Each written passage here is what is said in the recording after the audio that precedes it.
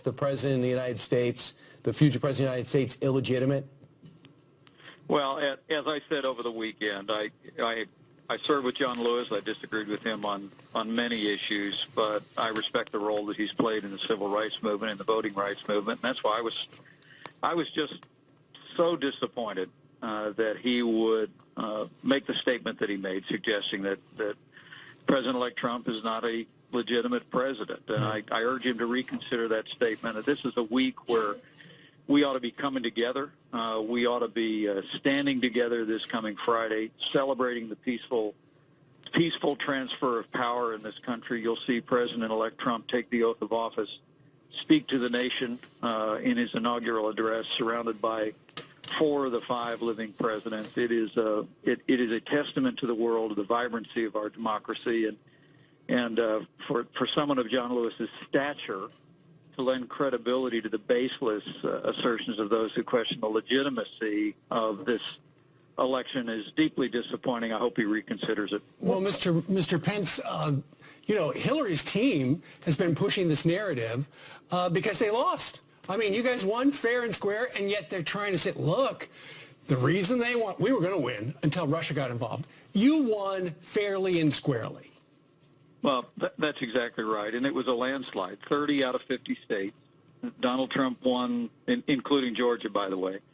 And Donald Trump won more counties than any Republican candidate since Ronald Reagan. The American people have spoken, and this really is a time for us to set aside this narrative that is being pushed by many, this baseless narrative of illegitimacy, and see it for what it is.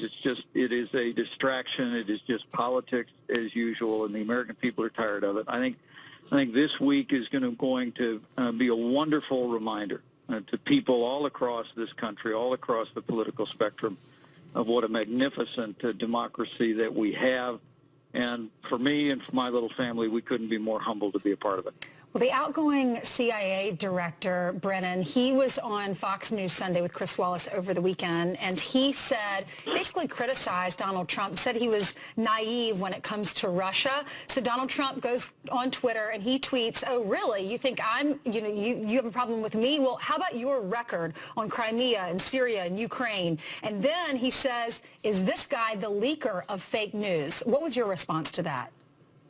Well, I can tell you, Ainsley, that the president-elect has a firm grasp of the realities that we face in the world, and he and I are both convinced that the failure of American foreign policy, the failure for America to stand strong on the world stage and be taken seriously, has literally created a vacuum in which Russia and other countries have been able to overrun America's interests time after time. And I can assure all of your viewers that to be around our president-elect is to be around somebody who sees the world for what it is, but he's also prepared to re-engage the world. Since Election Day, he has talked to dozens of world leaders in an effort to reassert America's interest around the world. Now, we're always going to put America first.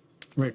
We'll put the interests of America first, but as President of the United States, I can assure you that surrounding himself with this great team that America saw in those confirmation hearings in part last week, Donald Trump is going to square his shoulders. He's going to engage the world, and we're going to look for opportunities really to make progress for peace and security. Well, Mr. Pence, for Donald Trump to suggest that Brennan could be the leaker in chief, I know you don't know for sure.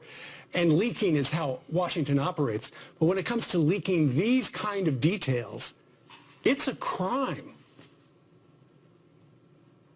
Mr. Pence? What I would suggest to you is that, all of us that participate in classified briefings understand that we are never to discuss the information that's presented in those briefings. And I think that particularly the salacious and baseless opposition and research that a handful of media organizations carried last week for a time is evidence of just what how wrong things can be when this happens. We just need to get back.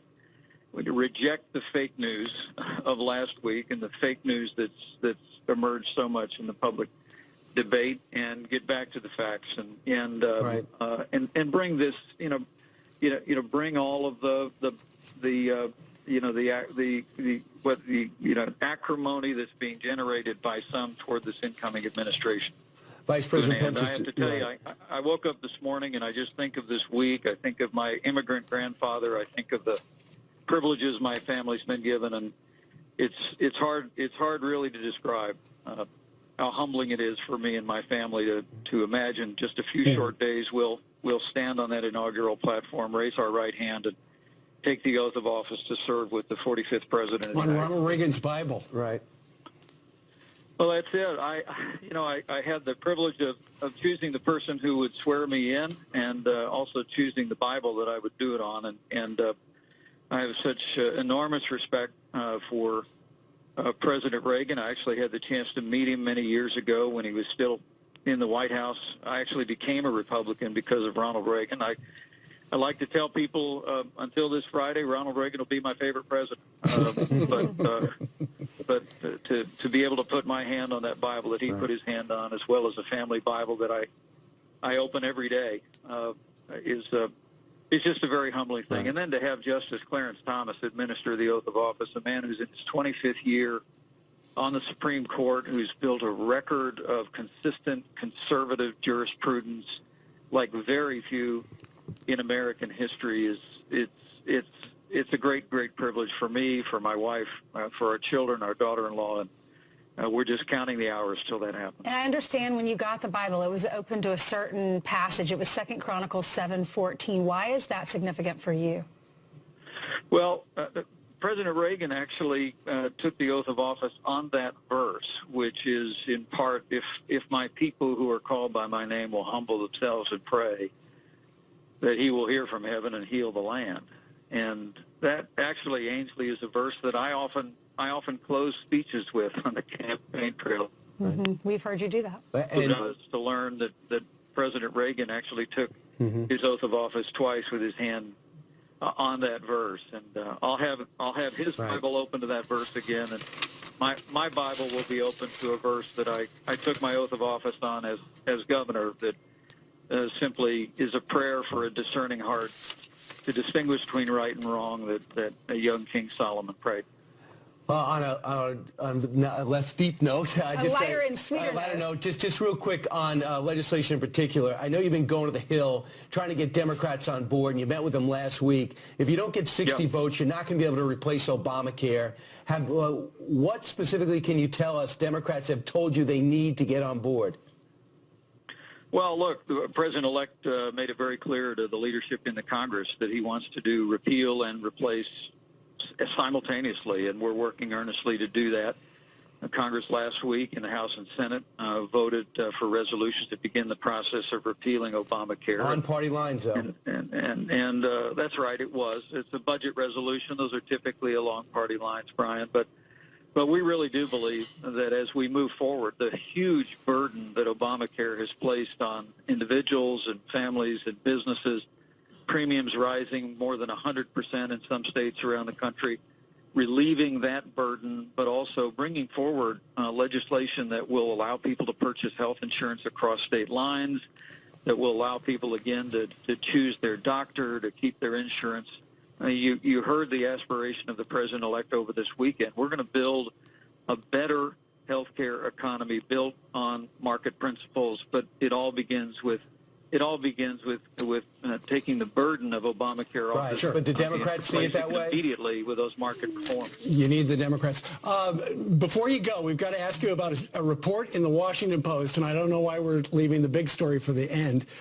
Thursday night, you were in Chevy Chase, Maryland. You were at a Safeway store. You ran in. You bought 2 half-gallon tubs of Turkey Hill ice cream, as seen right here. We don't know what flavor it was. Can you spill the beans right now? I think it was fudge swirl. I'm not really sure, but that sounds delicious. I ended up tweeting that after somebody reported it online, I said I can confirm when Mrs. Pence tells me to stop and pick up ice cream, I stop and pick up ice cream. But by the way, we have some breaking news. Good man. Donald Trump wants you to stop tweeting, if you can. All right, Mike Pence, you've got an historic